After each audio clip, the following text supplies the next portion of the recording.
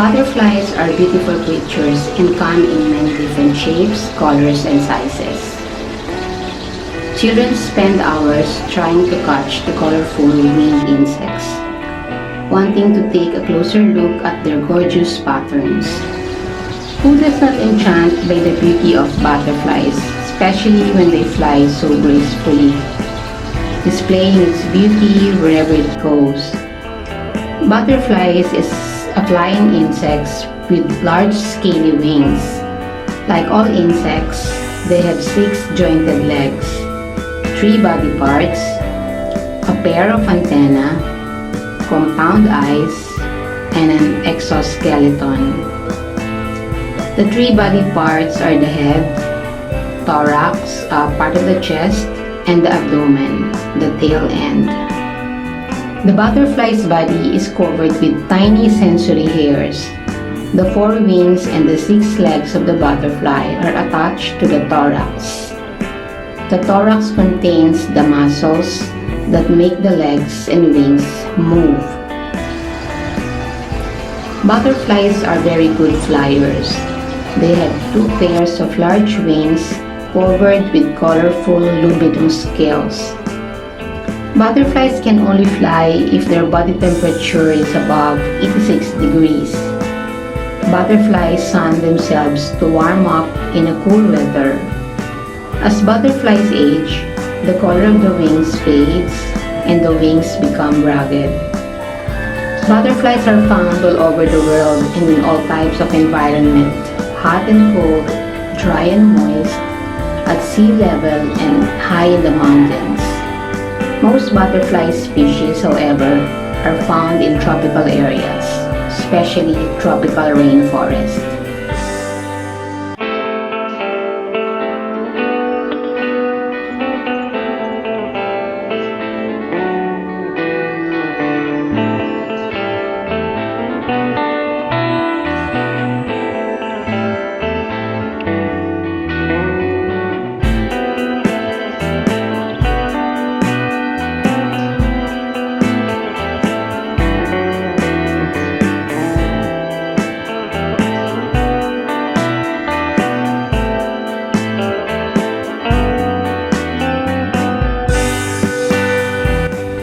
Butterflies and moths can only sip liquid food using a tube-like proboscis, which is a long, flexible tongue.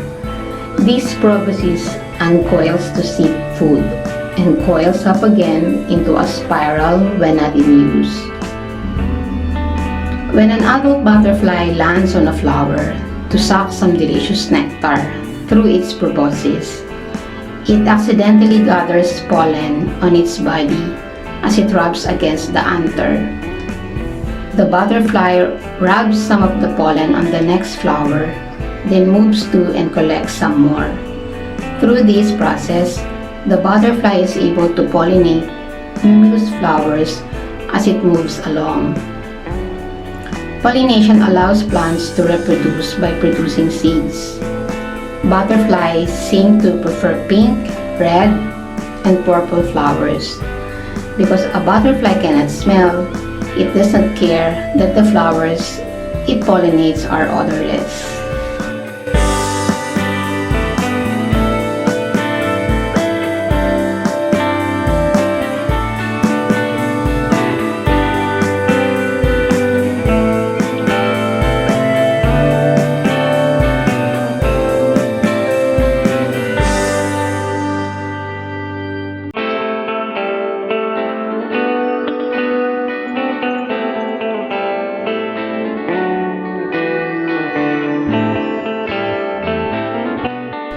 About the ecosystem value of butterflies, butterflies and moths are indicators of a healthy environment and healthy ecosystems. Butterflies have been widely used by ecologists as model organisms to study the impact of habitat loss and climate change.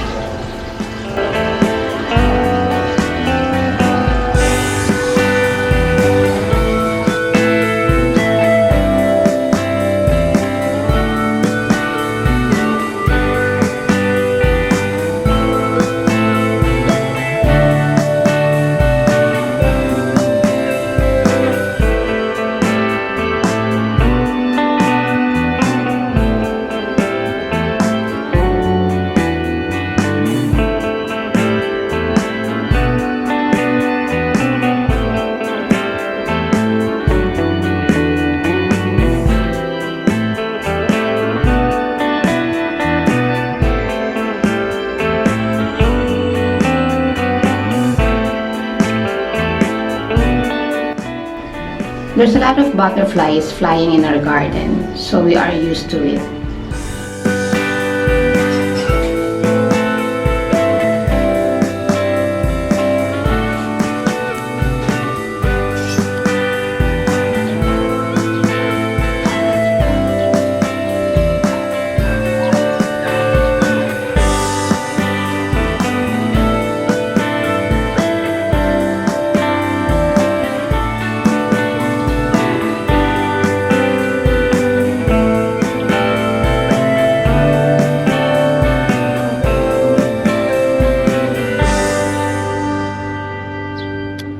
But there is one special morning after we had breakfast happened.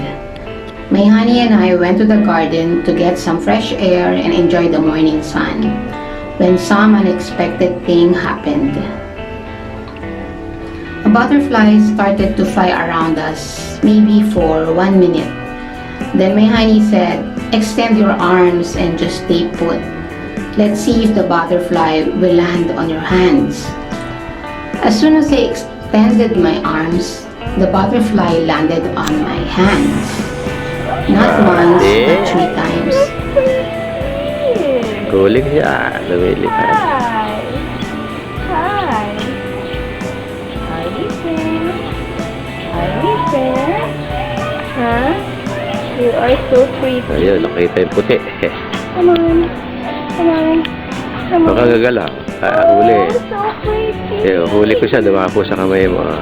You are so pretty. Who's that white butterfly? Who's that Baka white? gagalaw. Where are you? Come on. Come on. Come on. Saan dumapo? Ayun. Here. Come on. Come on. Come on. Come on. Come on. Huwag mong habulin. Come on. Ayun. Hindi ko masyado nakuha. Come on, come on. Ooh. Hi. Hi. Hindi ka na. Huli siya. Come on, come on. Come on. Come on, come on. Hi. Come on. Here.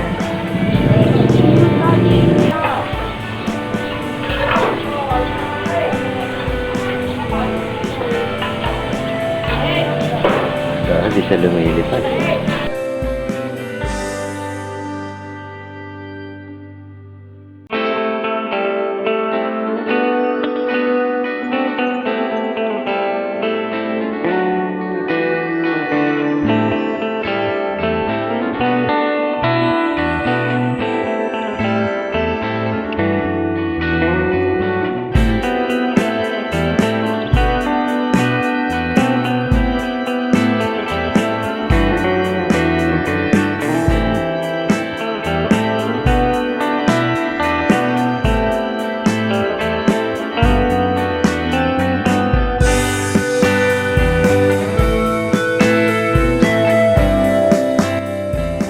Then I tried to get her closer to my face, and surprisingly, she didn't fly.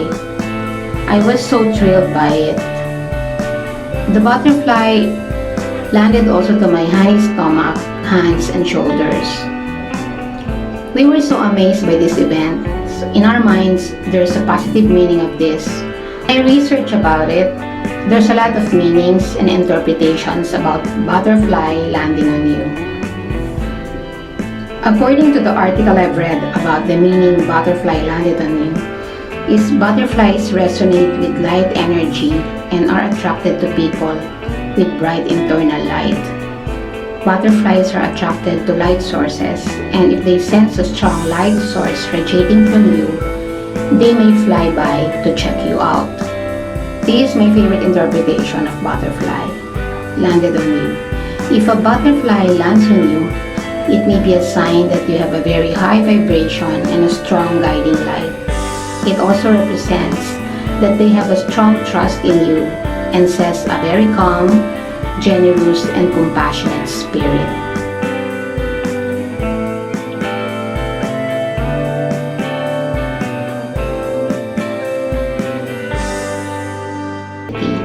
But it could also represent vanity. In ancient times, butterflies represented the soul and its eternal nature. For scientific reason, a butterfly landed on you, however, says that the real reason a butterfly lands on you isn't quite so romantic. If you find a butterfly coming down to rest on your arm, it's probably just looking for salt. According to Animal Corner, there is a belief that butterflies landing on you will bring you good luck, but in all likelihood, they're simply attracted to your sweat. Contrary to popular belief, butterflies don't completely live off of nectar, and some species actually need more sodium than nectar. This is so funny. Well, we are not really sure about all of these interpretations. Maybe butterfly landing on you doesn't actually mean anything. Or is that butterfly simply looking for a perch? The answer depends on what you believe in.